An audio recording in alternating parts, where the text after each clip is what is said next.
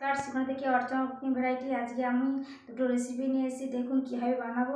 আপনারা দেখতে থাকুন প্রথম থেকে শেষ পর্যন্ত। পুকুরে পাঙাশ মাছ আর কই মাছ, এই মাছগুলো দিয়ে আজকে টক ঝাল বানাবো। আর এই মাছের মুড়ো দিয়ে হিংচার তিতা বানাবো। প্রথমে মাছগুলোকে আমি নুন মাখিয়ে নিয়েছিলাম, এবারে হলুদ দিয়ে মাখিয়ে নেব। এবার আমি হলুদ দিয়ে মাখিয়ে নেব। আমি তেল দিয়ে দেবো, সাদা তেল।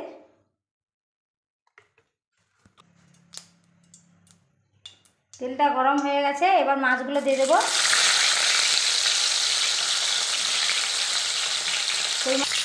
কই মাছকে ভাজতে গেলে এমন করে লৌটি ভালো করে ভাজিয়ে ভেজে নিতে হবে, এমনভাবে নাহলে বেঁচে যাবে। এবার আমি পাঙাশ মাছগুলো দেবো।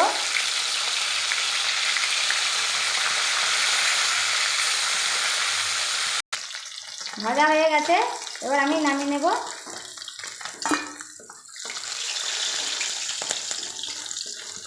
মাছ ভাজা হয়ে গেছে, এবার মাছের তেল ছাটা করে নেব। কাঁচা লঙ্কা দেব,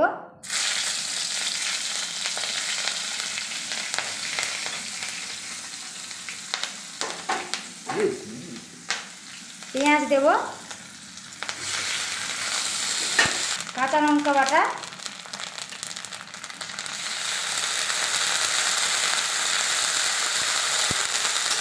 ওই সরষে বাটা দেব,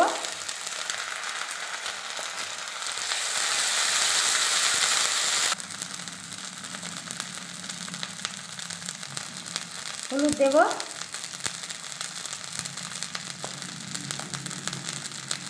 পরিমাণ লবণ। ভালো করে এবার খুন্তি দিয়ে চারিদিকে মশলাটাকে ভেজে নেব। মশলাটা এবার হয়ে গেছে, এবার আমি টক জলটা দিয়ে দেবো। আমসটার টক জলটা আমি দিয়ে দেবো।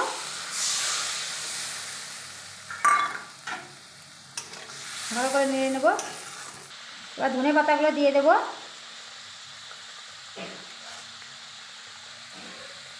মাছগুলো দিয়ে দেবো।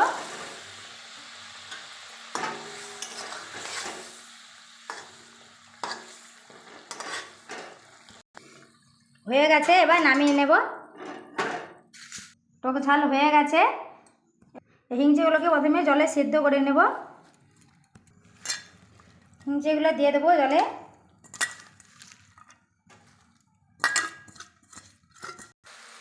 অল্প পরিমাণে লবণ দেব। লবণ দিয়ে এবার ভালো করে এবং খুন্তি দিয়ে মিশিয়ে প্রথমে কড়াই তেল দেব।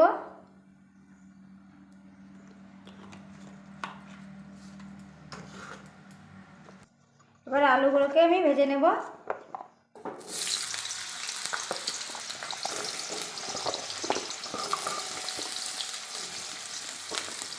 লবণ দেব, লবণ দিয়ে ভালো করে ভেজে নেব। ভাজা হয়ে গেছে, এবার আমি বেগুনগুলো আলুর উপরে দিয়ে দেবো। তাতে সয়না খাড়াগুলোও দিয়ে দেবো একসাথে। ভালো করে ভেজে নেবো একটু। ভাজা হয়ে গেছে, এবার নামিয়ে নেব। প্রথমে তেল দেব,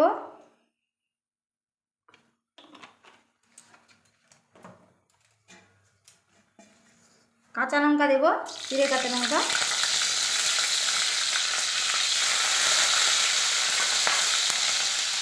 পেঁয়াজ দেব, ভালো করে ভেজে নেব।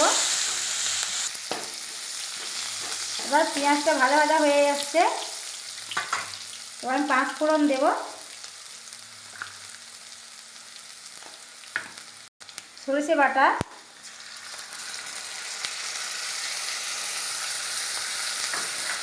ভালো করে এবার নেড়ে নেব।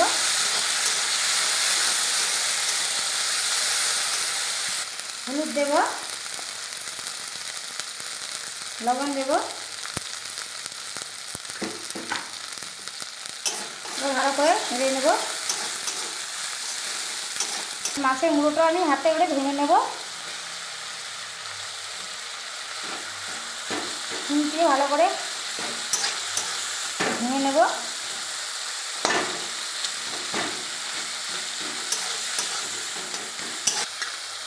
সিদ্ধ সিদ্ধ করে নিয়েছিলাম হিংচাটা আবার দিয়ে দেবো মশলার উপরে।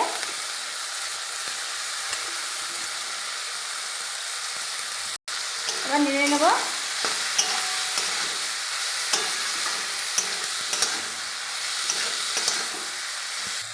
এবার আলুগুলো দিয়ে দেবো।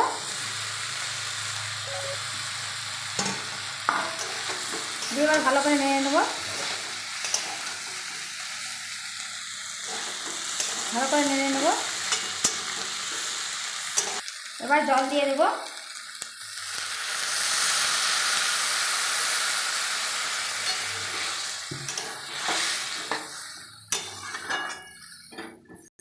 এবার চাপা দিয়ে দেব। হয়ে গেছে, এবার আমি নামিয়ে নেব।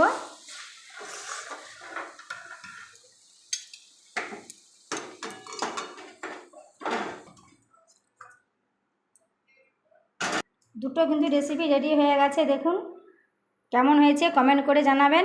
ভালো থাকবেন, সুস্থ থাকবেন।